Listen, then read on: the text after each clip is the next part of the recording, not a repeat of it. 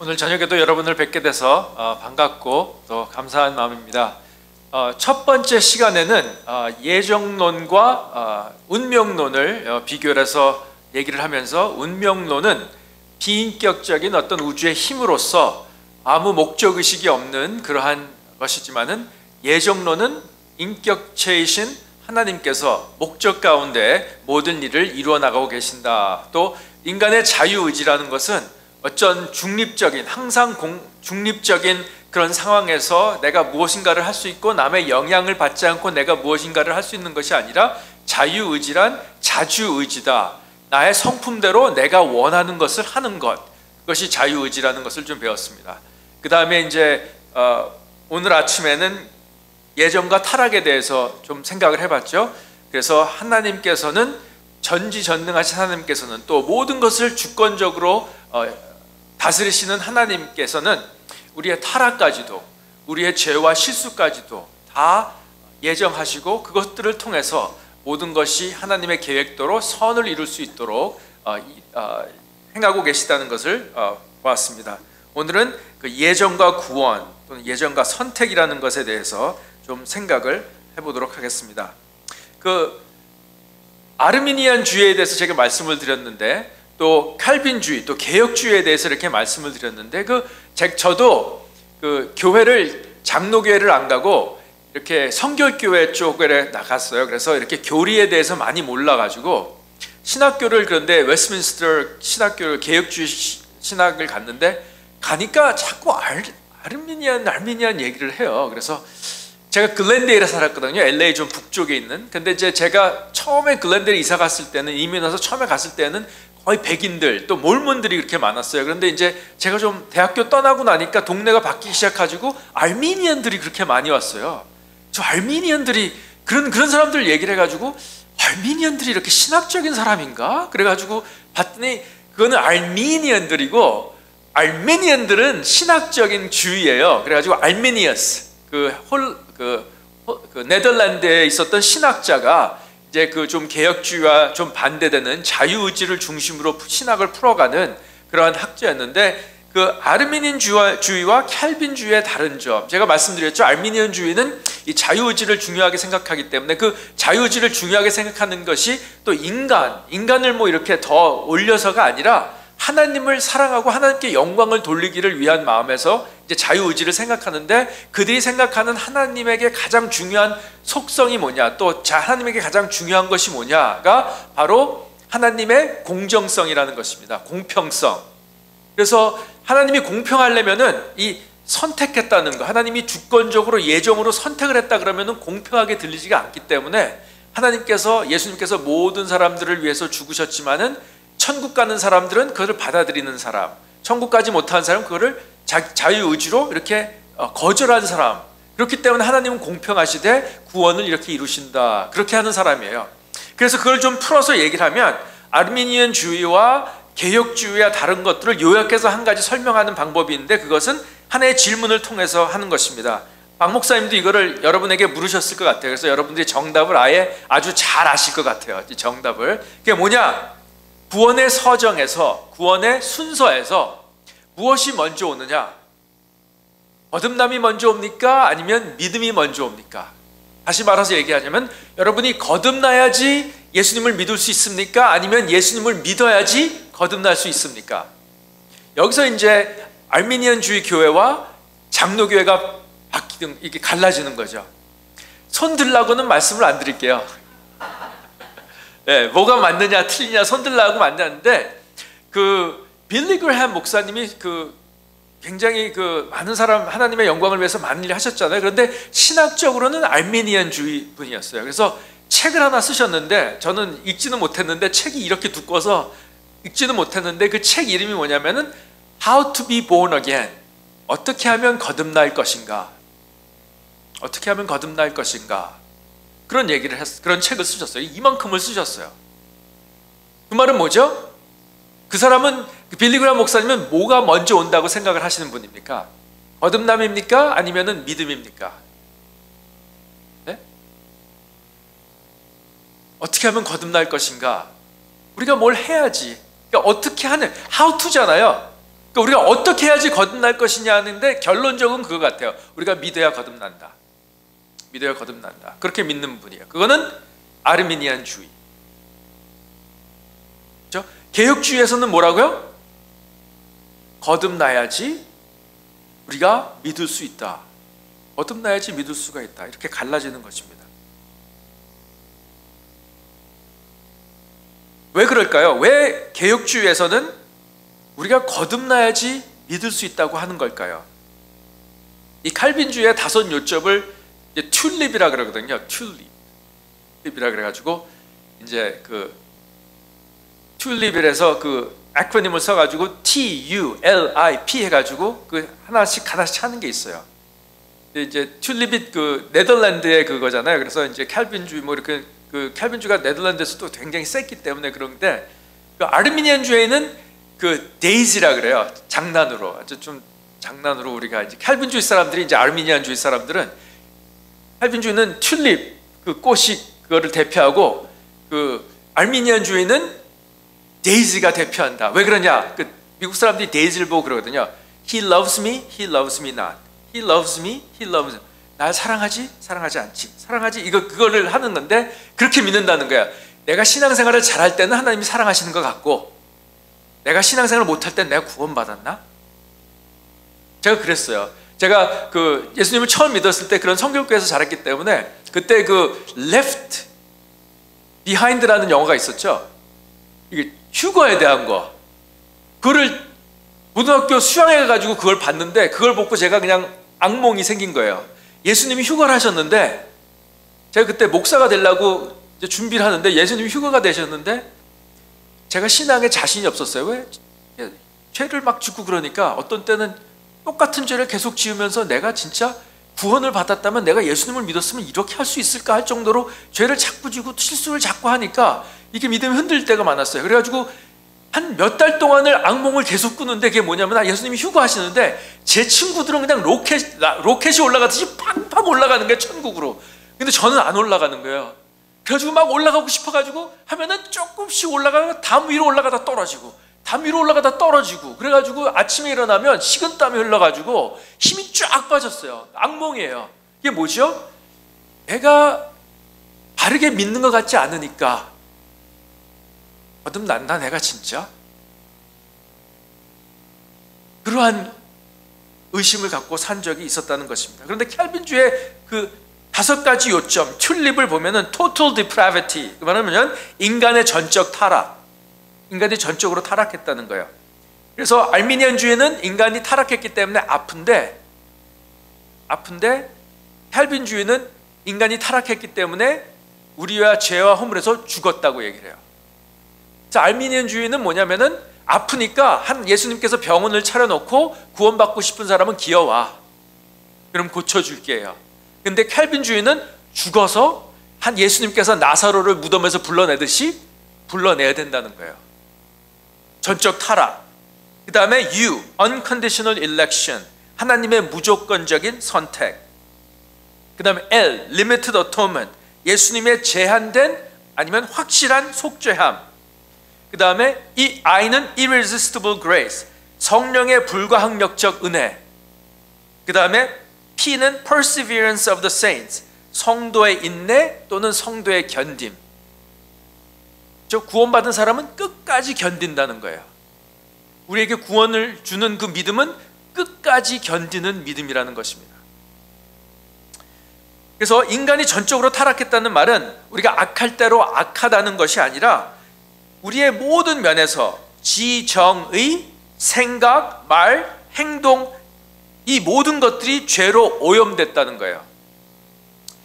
그래가지고 이제 술 같은 것도 보면 센 술이 있잖아요. 그리고 약한 술이 있고. 그래서 장로교회는 술 얘기를 해도 좀 괜찮아요. 왜냐하면 장로교가 스코틀랜드에서 시작이 됐기 때문에 잘 마셔요. 미국 장로교 목사는 잘 마시는데 술 얘기를 하는데 술도 센 게 있잖아요. 그래서 전적으로 타락했다는 건 뭐냐면은 어떤 사람은 70도 정도로 타락한 사람이 있고 어떤 사람은 3도밖에 타락 안 한 사람들이 있어요. 그렇지만 알코올로 전부 다 맥주병을 들면은 한 부분을 해도 거기에 알코올이 들어가 있다는 거죠. 그래서 전적으로 오염이 돼 있다는 거예요. 100% 악은 아니지만 우리가 모두 간디 같은 사람도, 마더 테레사 같은 사람도 전부 다 죄로 오염이 돼 있어서 선한 일을 하나도 할 수 없다는 것입니다. 그래서 바울은 너희에게 허물과 죄로 죽었다고 얘기를 하죠. 또 성경은 죄의 삭은 사망이요 라고 말을 합니다. 영적으로 죽었다는 말은 무엇을 의미할까요? 자기의 의지로 하나님을 택하고 복음을 받아들일 수 있는 능력이 없다는 것입니다. 왜? 우리가 우리의 허물과 죄로 죽었기 때문에. 그래서 예레미야서 13장 23절에 보면은 구수인 이디오피아 사람들 있죠? 이디오피아 사람들은 진짜 까만 것 같아요. 이렇게 제가 케냐를 가봤는데, 케냐 가보니까 그 흑인들도 하는 말들이 있어요. 흑인들이면서도 진짜 흑인들 중에서도 까만 사람은 자주색이래요.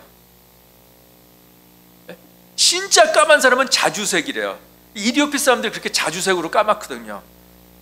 구수인 이디오피아인이 그 피부를, 표범이 그 반점을 변할 수 있느뇨? 할 수 있을진데 악에 익숙한 너희도 선을 행할 수 있으리라. 이것이 전적 타락입니다. 이것이 우리의 모습이에요. 그래서 아무리 복음을 전해도 받아들일 수가 없어요. 돼지 같아요. 돼지가, 꿀꿀이가 이게 음식을 좋아하잖아요. 살아있을 때나 그렇지 죽은 꿀꿀이에게는 아무리 좋은 음식을 줘도 반응이 없습니다. 그게 영적으로 죽은 상태예요. 아무리 좋은 걸 줘도 반응이 없어요. 그렇기 때문에 자기의 힘과 능력으로 하나님을 믿고 복음을 받아들일 수 있는 능력이 없다는 것입니다. 영적으로 죽었기 때문에.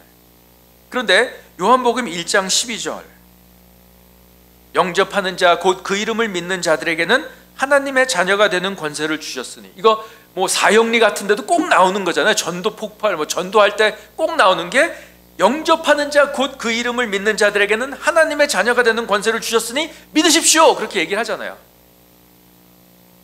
이 구절에 의하면은 우리가 믿었기 때문에 구원을 얻고, 또 이것을 서서 믿었기 때문에 거듭난다고 생각하는 사람들이 많이 있어요. 그런데 12절의 맥락을 좀 보시면 좋겠습니다. 왜 요한이 12절 말씀을 하셨는지 살펴보도록 하겠습니다.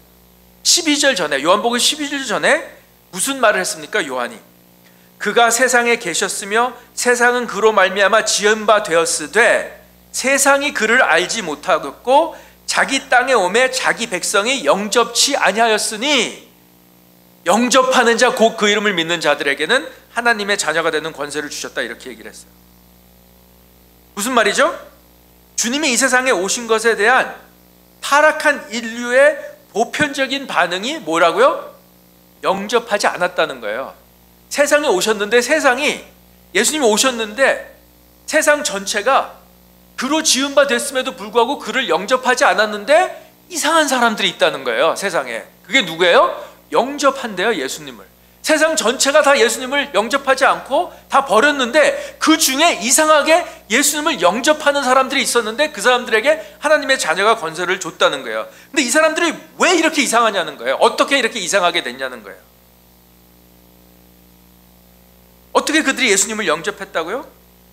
여기서 보면은 12절에 시작된 문장, 그렇죠? 영접하는 자 곧 그 이름을 믿는 자들에게는 하나님의 자녀가 되는 권세를 주셨으니, 문장이 끝났나요? 안 끝났나요? 전도문에 보면 12절로 다 끝내버려요. 그리고 믿으라고 그러고 끝내버려요. 그런데 13절로 가야지 문장이 끝나죠. 13장이 무슨 말이죠? 이는 혈통으로나 육정으로나 사람의 뜻으로 나지 아니하고, 다른 말로 하면 자기의 의지를 인한 믿음으로 나지 아니하고 오직 하나님께로서 난 자들이니라. 하나님께로서 난 자들이라는 게 무슨 말이죠? 거듭났다는 말이죠. 세상 사람들은, 타락한 인류는 예수님을 받아들일 수가 없어요. 아무리 좋은 복음을 얘기해도 받아들일 수가 없어요.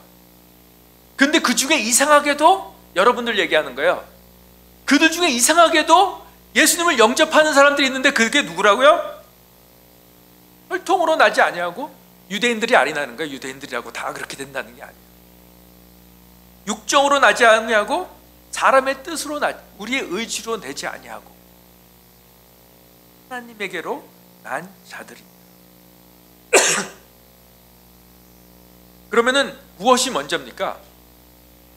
요한복음 1장 12절 13절에 하면은 믿음이 먼저입니까? 아니면 거듭남이 먼저입니까? 하나님에게로 난 자들은 영접했다는 거예요.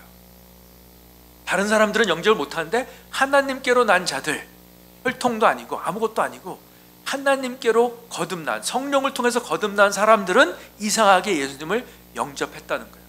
거듭났기 때문에, 영이 살아났기 때문에 거듭날 수 있다는 것입니다.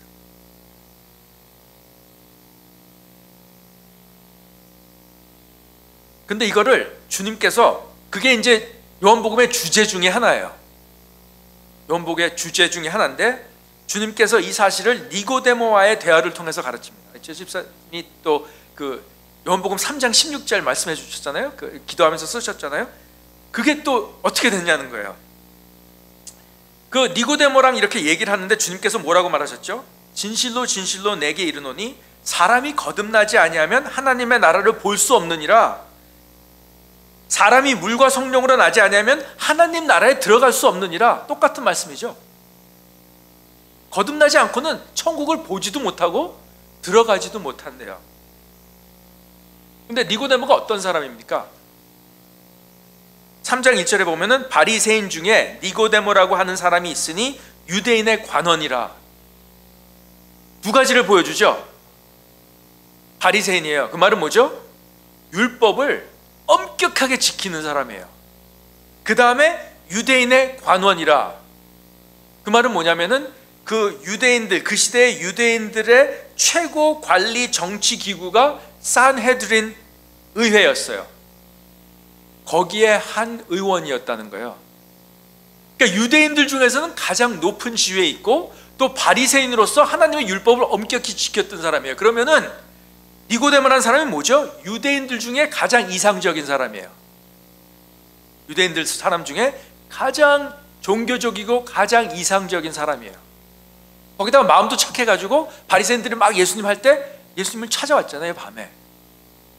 진짜 괜찮은 사람이죠. 네?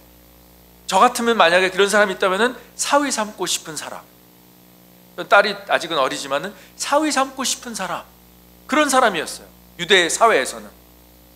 그런데 예수님이 그 사람에 대해서 뭐라고 말씀하시죠?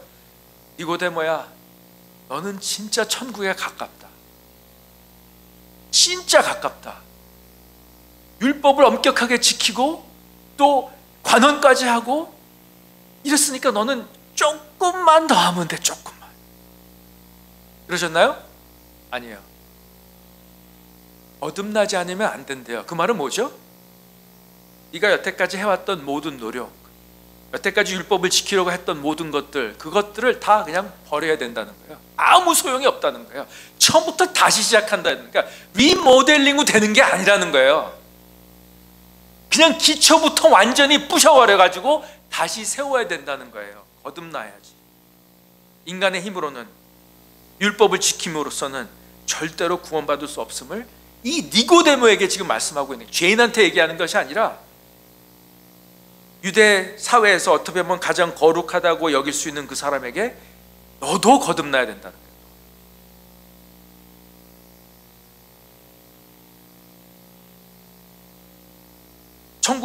거듭나지 않으면 천국을 볼 수도 없고 들어갈 수도 없죠.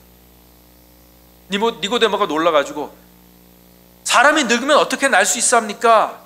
두 번째 모태에 들어갔다가 날 수 있습니까? 라고 물었을 때 주님이 어떻게 응답하셨습니까? 육으로 난 것은 육이요 성령으로 난 것은 영이니 내가 내게 거듭나야 하겠다는 말을 기이 여기지 말라. 바람이 음위로 불되 내가 그 소리를 들어도 어디서 오며 어디로 가는지 알지 못하니 성령으로 난 사람은 다 이러하니라. 육으로 난 것은 육으로, 성령으로 난 것은 영이니. 그래서 성령으로 거듭나지 않으면은 천국을 보지도 못하고 천국에 들어갈 수 없다 그러는데 뭐라고 얘기를 하시냐면은 바람이 음위로 불되 내가 그 소리를 들어도 어디로 오며 어디로 가는지 알지 못하니 성령으로 난 사람은 다 이러하니라. 이렇게 말씀을 하고 있어요. 왜 거듭남을 바람 부는 것으로 연결을 할까요? 여러분 아시죠? 성령. 그 히브리어도 그렇고 헬라어도 그렇고 참 이상한 게 그 바람과 영이랑 똑같죠. 단어가 똑같은 단어인데 그 문맥에 따라서 어떤 때는 바람이라고 그러고 어떤 때는 영이라고 해석을 하고 어떤 때는 생기라고도 이렇게 번역을 해요. 그러니까 어떻게 읽을 수가 있냐면은 그 바람이 의미로 불매 내가 그 소리를 들어도 어디서 오며 어디로 가는지 알지 못해 성령으로 난 사람 다 그러하니라 라고 해석할 수도 있고, 성령이 의미로 불되 그 소리를 들어도 어디로 가고 어디로 가는지 알지 못하니 성령으로 난 사람은 다 이러하니라, 그렇게 말할 수도 있는 거예요. 성령의 얘기를 하고 있다는 것입니다. 니고데모가 이걸 이해를 못하니까 예수님께서 또 말씀을 하세요. 너는 이스라엘의 선생으로서 이러한 일을 알지 못하느냐라고 꾸중하여. 그러니까 뭐죠? 그러니까 이스라엘 선생으로 성경을 잘 알아야 되는데 성경을 지금 잘 모르고 있다는 거예요. 그러니까 예수님께서 우리 한번 성경 공부해 볼까? 성경 공부해 볼까? 그렇게 말씀하시는 거예요. 주님께서 바람과 거듭남을 연결시키는 것에 대해서 이것이 벌써 성경에 나타나 있다는 거예요. 구약에 나타나 있다는 거예요. 무엇을 말씀하고 있는 것일까요? 에스겔서 37장을 잘 아실 거예요. 에스겔서 37장에 에스겔의 비전이 나와 있는데 그게 어떤 비전이죠? 마른 뼈로 가득 찬 계곡, 마른 뼈로 가득 찬 계곡을 딱 보고 있어요, 에스겔이. 그러니까 하나님께서 에스겔에게 물으시죠. 인자야, 이 뼈들이 능히 살겠느냐? 선지자인데도 너무 황당하니까 에스겔이 어떻게 대답을 하죠?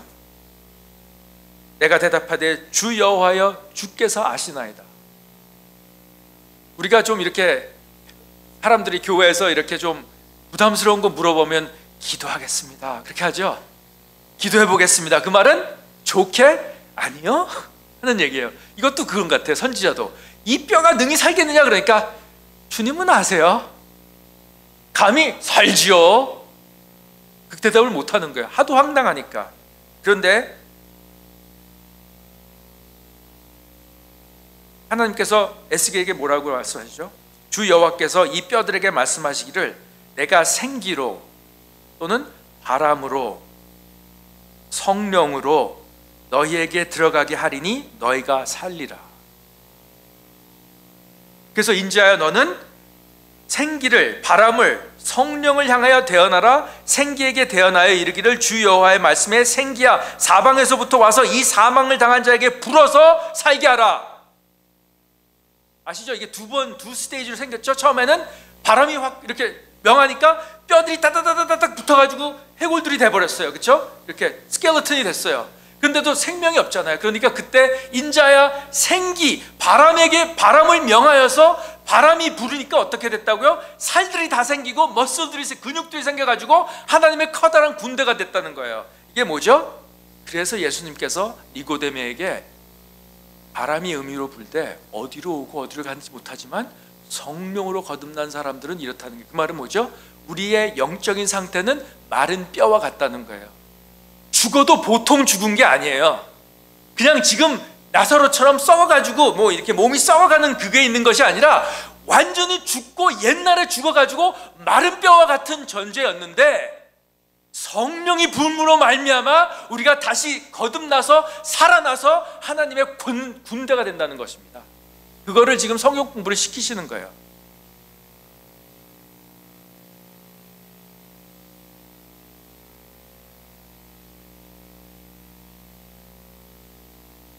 이러한 과정을 거쳐서 예수님께서 비로소 하나님이 세상을 이처럼 사랑하사 독생자를 주셨으니 이는 저를 믿는 자마다 멸망치 않고 영생을 얻게 하려 하심이니라. 이 말씀이 주님께서 모든 사람들을 위해서 죽으셨다는 말입니까?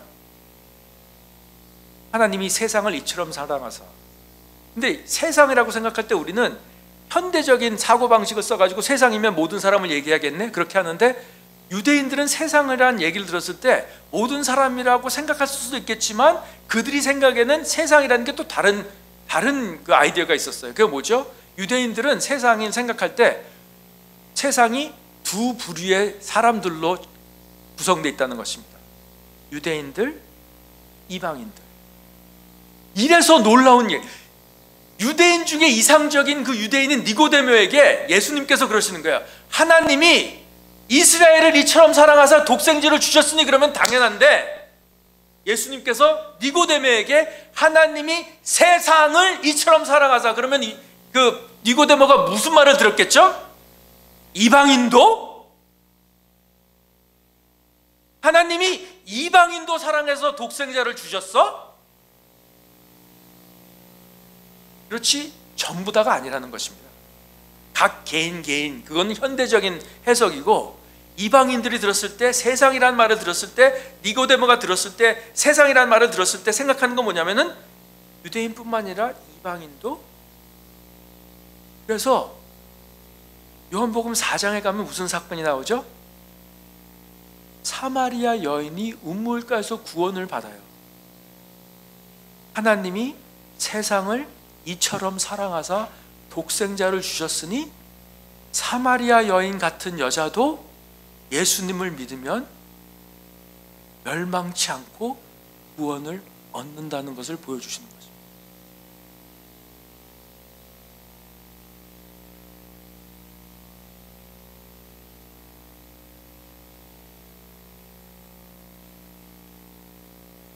주님께서는 지금, 하나님께서 유대인들뿐 아니라 이방인들도 사랑하셔서 그들을 구원하신다고 놀라운 선포를 하시는 거죠. 그래서 우리가 이 자리에 있는 것입니다. 그리고 이것이 유대인들의 혈통을 통해서가 아니라 예수 그리스도를 믿는 모든 자들에게 주어진다고 하는 놀라운 사실을 지금 밝히고 계시는 것입니다. 그렇다면 문제가 생기죠. 거듭남이 먼저라면 우리가 믿어서 하나님을 선택해서 거듭나는 것이 아니라, 우리가 그래서 예수님께서 그러죠. 바람이 임의로 불되 어디서 오며 어디로 가는지 모르는 거예요. 그 말은 뭐죠? 성령이 임의로 불되 누가 거듭나고 누가 거듭나는지 모르는 거예요. 혈통으로 정해지는 게 아니에요. 우리의 의지로 정해지는 게 아니에요. 하나님의 예정하시는 주권으로 정해지는 거예요. 거듭나는 것.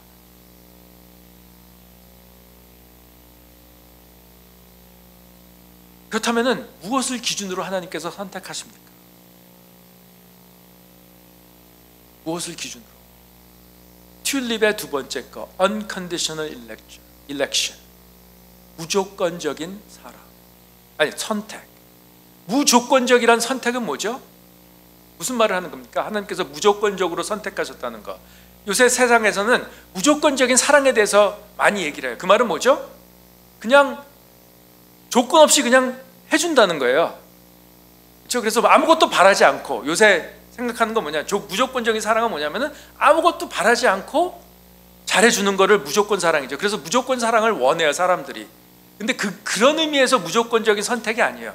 하나님의 사랑은 그냥 바라는 거 없이 해주시지 않아요. 그래서 뭐 이렇게 그 팝송 같은 것도 들으면은 사랑하면 if you love her, if you love him, if you love someone, let him go. 사랑하면 놔줘라. 그래서 그 영화 같은 데도 이렇게 맨날 우리 찔찔 짜게 하는 영화가 뭐야? 사랑하기 때문에 놔줘. 더 부자인 남자랑 결혼해서 행복해. 나 사랑하지만 나는 떠날게, 너를 위해서. 하나님이 우리를 그렇게 사랑하시면 되나요? 아니에요. 언약적인 사랑이에요. 하나님은 질투하시는 사람이에요. 하나님은 사랑하시기 때문에 우리를 끝까지 안 놓으시는 사랑이에요. 그런 무조건적인 사랑이 아니에요. 여기서 말하는 무조건적인 선택이란 건 뭐냐면은, 그 옛날에 노래가 있었어요. Why have you chosen me out of millions, your child to be? 세상에 수천 수백 명 사람들이 있는데 하나님께서 왜 나를 선택하셨습니까? 물어보는 거예요. 거기에 대답할 수 있으면 하나님의 은혜에 대해서 모르는 거예요. 하나님이 내가 그래도 남보단 선하게 살려고 노력하니까, 그래도 내가 다른 사람보다는 좀 똑똑하니까, 좋은 학교 나왔으니까, 노력을 좀 하니까 그래서 하나님께서 나를 선택하셨다고 한다면은 하나님의 은혜에 대해서 모르시는 거예요. 왜? 하나님의 선택은 무조건적인 선택. 그 말은 뭐냐면은 우리 안에 하나님이 우리를 선택하셔야 할 아무 조건이 없었다는 거예요. 다른 사람과 비교할 때. 그 말은 뭐냐면은 하나님께서 우리를 선택하신 이유는 우리 안에 있지 않고 하나님 안에 있어요. 그걸 모르는 거예요. 그 이유. 왜 하나님이 우리를 선택하셨는지. 그래서 사도 바울이 우리는 자랑할 게 없다는 거죠. 왜? 하나님께서 우리를 택하시되 내 안에 선택할 그 이유가 하나도 없었던 거예요. 하나님 안에 있어요. 근데 이게 놀라운 게 뭐냐면은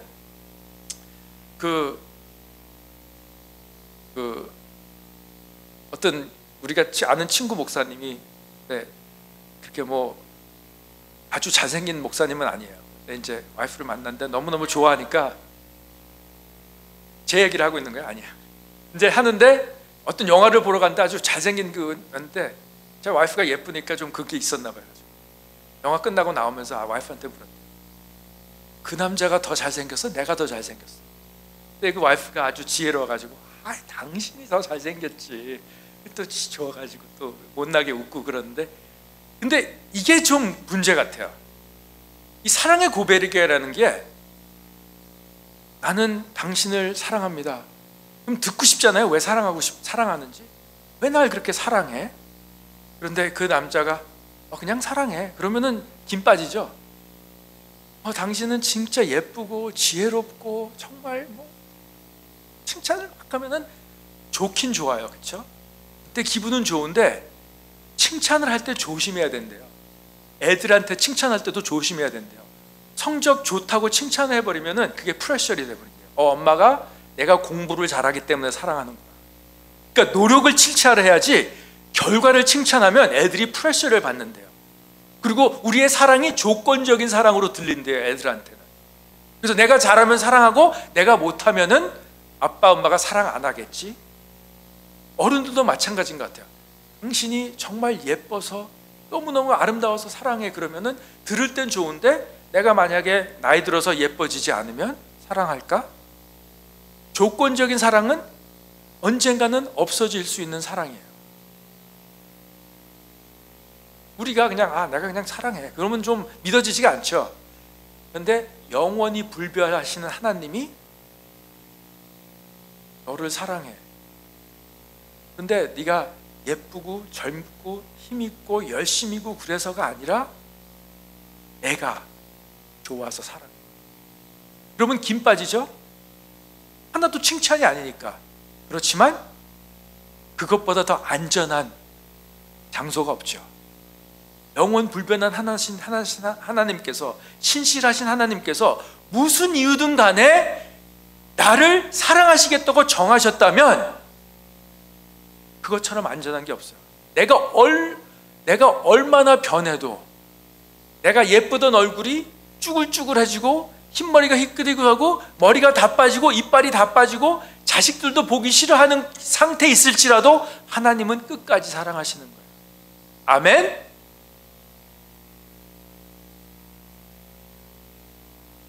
그것이 무조건적인 사랑이라는 것입니다. 제가 이것을 신학교에 가서 처음으로 깨달았을 때, 이 하나님의 주권적인 선택, 저는 신학교 가서 깨달았어요. 그걸 깨닫는데 하루 밤에 생각을 하다가 그 생각이 저한테 확 오는데 감사합니다, 찬양합니다가 안 왔어요. 그게 안 왔어요. 식은땀이 쫙 흐르면서 무서웠어요. 하나님이 이런 분이신가? 하나님이 이런 절대적인 주권을 갖고 이 세상을 다스리시고 나의 구원을 이루어 가시는가? 그거를 듣는데 감사하다는 얘기가 안 나오고 식은땀이 쭉 흐르면서 무섭고 두렵고 떨리는 마음이었어요. 그 다음에 비로소 내가 여태까지 경험하지 못했던 깊은 감사가 나오는 거예요.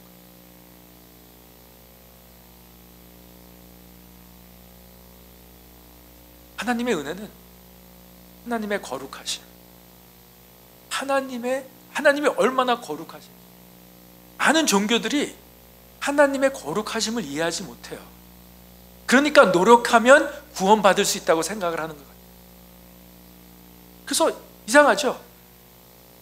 아담과 하와가 뭐 때문에 자기들이 타락을 하고 모든 인류가 지옥에 가도록 만들었습니까? 사람을 죽였습니까? 무슨 나쁜 짓을 했어요? 선악과 먹지 말라는 건 먹은 것밖에 없는데 자기뿐만 아니라 모든 인류가 지옥에 떨어지는 상태로 집어넣었어요. 이게 말이 안 되는 거 아니에요? 이에는 이, 눈에는 눈, 그게 정인데 그거 하나 먹었다고 어떻게 지옥을 보냅니까? 사람들한테는 이게 상상이 안 되는 얘기예요. 그런데 하나님이 얼마나 거룩하시냐면은 그거 조그만 거 잘못해도 지옥에 가야 돼요. 그게 정의예요. 왜?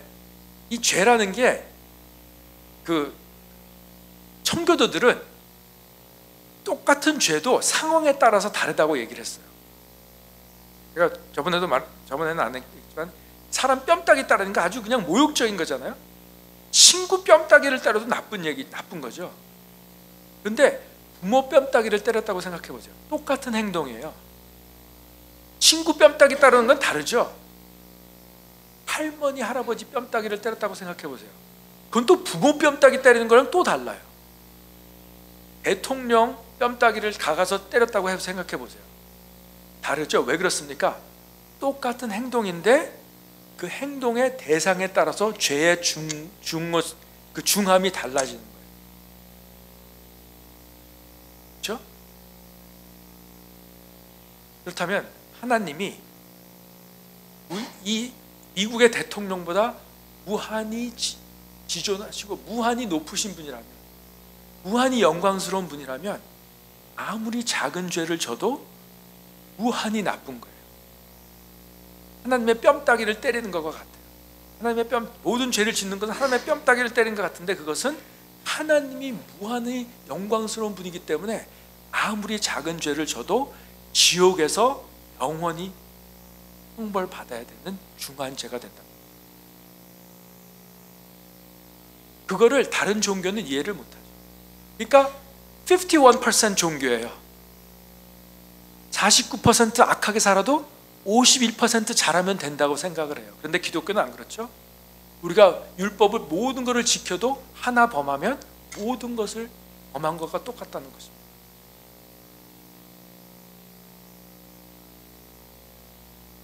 그런 거룩한 하나님, 그러한 거룩한 하나님이 나를 사랑하시기 때문에 감격스러운 거예요. 산타클로스가 나한테 선물 주는 거는 애들도 당연하게 생각을 해요. 네? 그 거룩하신 나를 지옥에 보내셔도 마땅하신 그 하나님께서 자기의 독생자를 희생해 가시면서 나를 사랑하셨다는 그 자체가 믿어지지 않고 소름 끼치고 식은땀 나게 감사하게 하시는 것입니다. 하나님의 두렵고 떨리는 그 존재를 이해하지 못하면 하나님의 은혜도 깨닫지. 그래서 우리는 자랑할 것이 없는 것입니다. 이게 참 그런 것 같아요. 우리가 하나님의 은혜를 바로 깨달으면 무엇보다도 겸손하고 감사해야 되죠. 안 믿는 사람들에게도. 그래서 그렇잖아요. 그 많은 신학자들이 본 것처럼 고린도서에서는 사도 바울이 내가 사도들 중에 가장 작은 자다. 그 다음에 에베소서 쓸 때는 내가 성도들 중에 가장 작은 자다. 근데 맨 마지막에, 인생의 마지막에 가서 디모데서 쓸 때는 내가 죄인 중에 괴수라. 신앙이 깊어지고 깊어지면 깊어질수록 사도 중에 가장 작은 자가 성도 중에 가장 작은 자가 작은다고 생각할 뿐만 아니라 나중에는 죄인 중에 괴수라고 여깁니다. 그래서 겸손하고 감사할 줄 아는 그러한 신앙의 자, 그것이 은혜가 우리에게 미치는 영향이 되어야 되겠죠. 우리가 복음을 바로 깨닫는다. 하나님이 선택해 주시지 않았다면 내가 이 장소에 있을 수 없어요. 저는 한국에서 불교 가정에 자랐는데 저 예수님 믿게 하시고 목사 삼으시려고 미국까지 부르시고 미국에 와서 구원받게 해주시고 지금은 다민족 교회를 섬기게 하시고 제가 제 인생을 생각해 보면 너무나 이상해요. 예수님의 은혜 때문에 저의 인생이 완전히 바뀌어버린 거죠.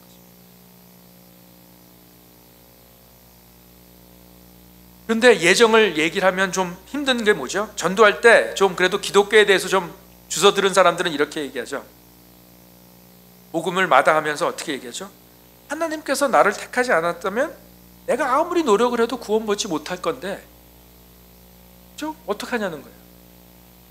하나님이 택하셔야 된다며 하나님이 날 택하지 않았으면 내가 아무리 교회 가서 열심히 노력을 해도 내가 어떻게 예수님을 믿고 구원 못 받으면 고만 그렇게 대답을 해요. 그러면 뭐라고 얘기를 합니까? 성령님께서 우리를 거듭나게 하지 않으시면 우리가 믿을 수 없지 않습니까? 그렇다면 우리는 그저 기다릴 수밖에 없지 않습니까? 그렇지 않죠. 로마서 10장 17절에 보면은 그러므로 믿음은 들음에서 나며 들음은 그리스도의 말씀으로 말미암았느니라. 성령이 우리를 어떻게 거듭나게 하십니까? 그리스도의 말씀, 즉 복음의 말씀, 하나님의 말씀인 성경을 통해서 복음을 선포하는 말씀을 통해서 거듭나게 하세요. 그냥 자고 있는데 어느 날 갑자기 이렇게 거듭나게 하시는 것이 아니라 그래서 저희들은 태에 있는 아기도 거듭날 수 있다고 믿거든요. 왜? 마리아가 자기 사촌인 예수님을 잉태하고 나서 자기 사촌인 엘리자베스에 가니까 하하하고 마리아가 딱 얘기를 하니까 뭐라고요? 성령이 요 아기가 성령이 가득 차가지고 뛰었다 그러잖아요. 아직 태어나지 않은 아기도 하나님의 말씀, 마리아의 말씀을 통해 말을 통해서 마리아 말이 하나님이 아니지만은 그 복음 가운데 이루어지는 그 대화를 통해서 성령의 그 역사를 경험할 수 있는 거예요. 그렇다면 우리 모든 사람들, 구원을 받는 사람들, 하나님의 말씀을 통해서 거듭나게 되었다는 그것이 하나님의 방법이라는 것입니다.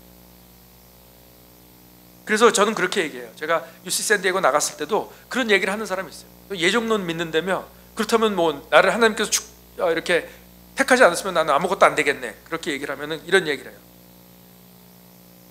이 세상에 아직도 수백만 수천만 명의 사람들이 아직도 한 번도 복음을 들어보지 못한 사람들이 있는데 당신이 지금 이 순간에 나를 통해서라나마 복음을 들을 수 있고 당신 주위에 교회가 있어서 교회에 나가 복음을 들을 수 있다는 것은 당신이 택함 받았을 것이라는 확률이 아주 큰 거예요. 왜? 하나님께서 예정을 하셨을 때, 우리의 구원을 예정하셨을 때에 결과만 예정하신 것이 아니라 과정도 예정하셨기 때문에, 그래서 우리가 구원을 받고 거듭난다는 것은 그저 우리가 그냥 어떻게 요술적으로 매직적으로 되는 것이 아니라 하나님의 말씀을 통해서 우리들의 영혼이 거듭나기 때문에 내가 지금 말하는 복음을 믿으시길 바랍니다. 지금 안 되면 교회에 나가서 복음의 말씀을 계속 들으시길 바랍니다. 성경을 계속 읽으시길 바랍니다. 그러면은 거듭날 수 있습니다. 하나님이 원하십니다. 그거 없이 안 된다는 거죠. 그래서 우리가 계속 전도를 해야 되는 것입니다. 예종론을 믿기 때문에 기도도 안 하고 전도도 안 하고, 제가 알미니안 사람을 만났는데 다 그런 사람들은 아닌데 이 사람은 진짜 컨시스하게 알미니안이에요. 그래서 그 사람은 이런 얘기를 했어요. 자기는 알미니안이기 때문에 사람들이 구원받기를 위해서 기도 안 한대요. 깜짝 놀라서 왜 그러냐 그랬더니 내가 하나님에게 이 사람이 구원받기 위해서 기도하면 하나님이 그 사람의 자유의지를 바이올레이트 하는 거기 때문에 자기는 그런 거 기도 안 한대요. 그냥 자기가 얘기하지. 하나님의 도움 안 구한대요.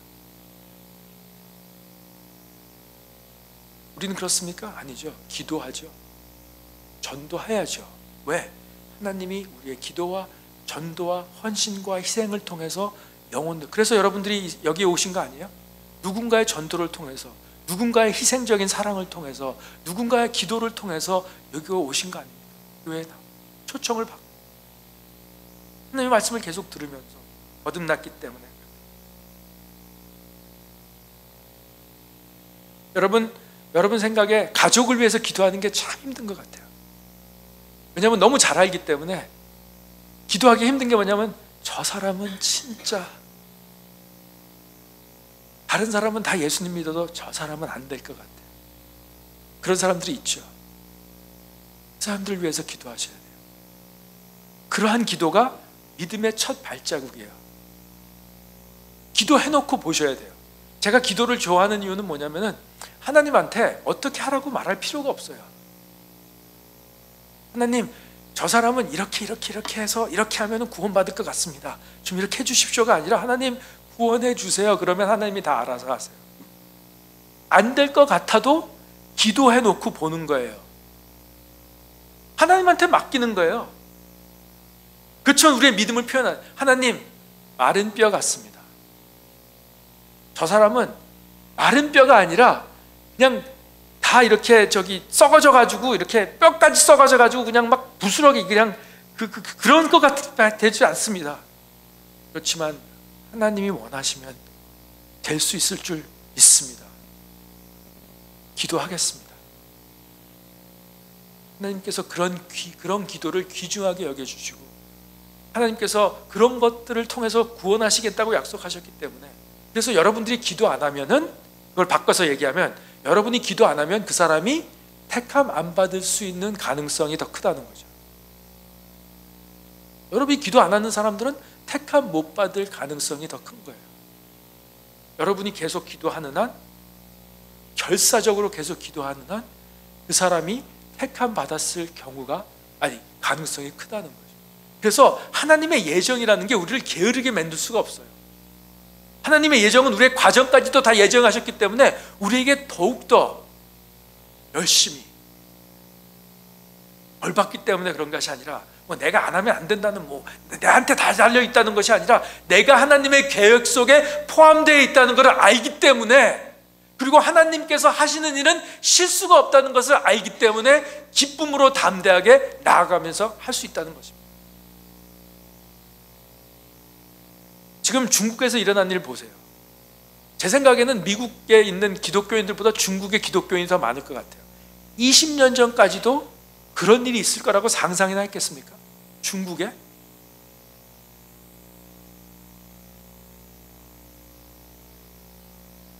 하나님이 하시면 하시는 것입니다. 이 원리를 우리 신앙생활에도 써야 될 것 같아요. 개혁주의 신학을 믿는 사람으로서, 하나님의 예정을 믿는 사람으로서 나타나기가 쉬워요. 하나님께서 나를 변하게 해주시면 내가 어떻게 변하나. 기도는 아주 좋지요. 하나님, 주님께서 하시지 않으면 나는 아무것도 할 수 없습니다. 그런데 참 재밌는 게 뭐냐면은, 제자들이 와서 그랬잖아요. 아니, 형제들이, 내 주위 사람이 나한테 7번을 죄를 지면, 하루에 7번을 죄 지면 그 사람 용서를 해야 됩니까? 안 해야 됩니까? 예수님께서 뭐라고 대답하셨죠? 70번씩 7번을 죄를 져도 용서하라. 그러니까 제자들이 그걸 듣고 놀라 자빠지면서, 주님, 저의 믿음을 늘려주세요. 믿음을 늘려주세요. 어룩하게 들리죠? 믿음 없이는 제가 할 수 없기 때문에 믿음을 늘려주세요. 그러니까 예수님께서 뭐라고 대답하셨죠? mustard seed, 씨앗 중에 가장 작은 씨앗, 겨자씨란 믿음이 있어도 할 수 있대요. 용서받은 사람은 겨자씨만한 믿음이 있어도 정말 그 거룩하신 하나님이 나의 그 모든 죄를 예수 그리스도를 통해서 용서해 주셨다는 것을 정말 믿고 있으면은, 겨자씨 같은 믿음이 있어도 나에게 죄를 짓는 그 형제를 70번, 하루에 70번, 일찍 7번을 했다고 할지라도 용서할 수 있다는 거예요. 그 말은 뭐죠? 믿음 주세요, 기도해 보겠습니다는 핑계를 대지 말라는 것입니다. 내게 능력 주시는 자 안에서 내가 모든 것을 할 수 있느니라. 나의 사업을 성공시킬 수 있다는 것이 아니라 하나님께서 나에게 요구하시는 모든 것들은 내게 능력 주시는 자 안에서 할 수 있다는 거예요. 내가 용서할 수 없는 것 같은 사람도 하나님이 나로 하여금 용서하기를 원하시기 때문에 그때 그 빌립보서 4장 13절을 쓰시라는 거예요. 주님, 너무 미워서 이가 갈리고 그 사람만 생각하면 치가 떨려도 내게 능력 주시는 자를 인하여 내가 그 사람을 용서할 수 있습니다. 그것이 믿음이라는 것입니다. 내 힘으로 할 수 없기 때문에 하나님이 저를 움직여야 됩니까? 그게 아니에요. 어떤 때는 그렇죠. 하나님이 너무나 가깝게 계시는 것 같다가 하나님의 가까움을 느끼지 못할 때가 있어요. 그래서 우리 신앙 고백서도 보면 하나님이 자기 얼굴을 이렇게 돌리실 때가 있대요. 왜 그러실까요?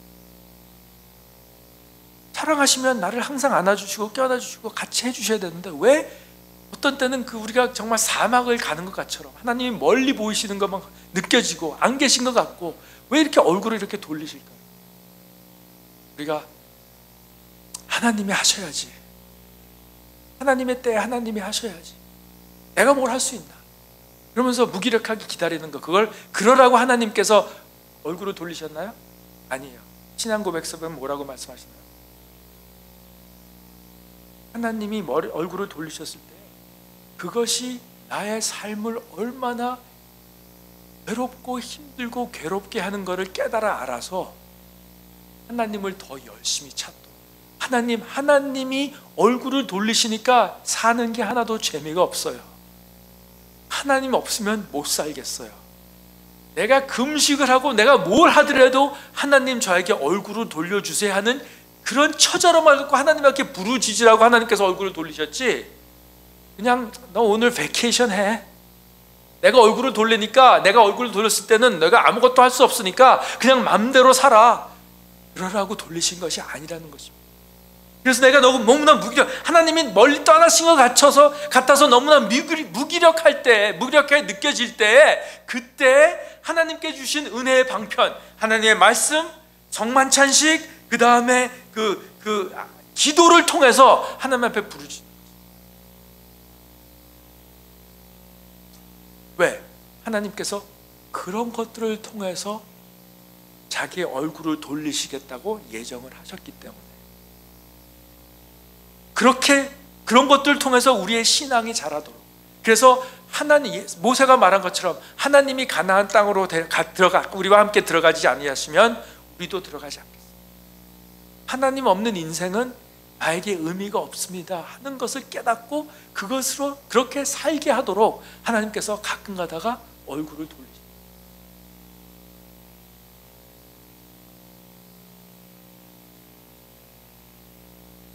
제 삶에 원하는 것, 하나님의 절대적인 주권을 믿고 하나님의 예정을 믿기 때문에 바울처럼 하나님의 은혜를 누구보다 더 강하게 전하고 너무나 잘 믿은 바울이 어떻게 살았습니까? 나태하게 살았습니까?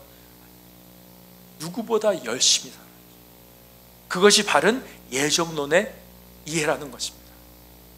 그래서 이 뉴라이프 선교교회 모든 교인들은 하나님의 예정 안에서 확실한 신앙을 갖고, 그렇기 때문에 누구보다도 열정적으로 하나님을 섬기고 열정적으로 전도하고 열정적으로 기도하는, 열정적으로 예배하는 그러한 교회가 되기를 주님의 이름으로 축원합니다.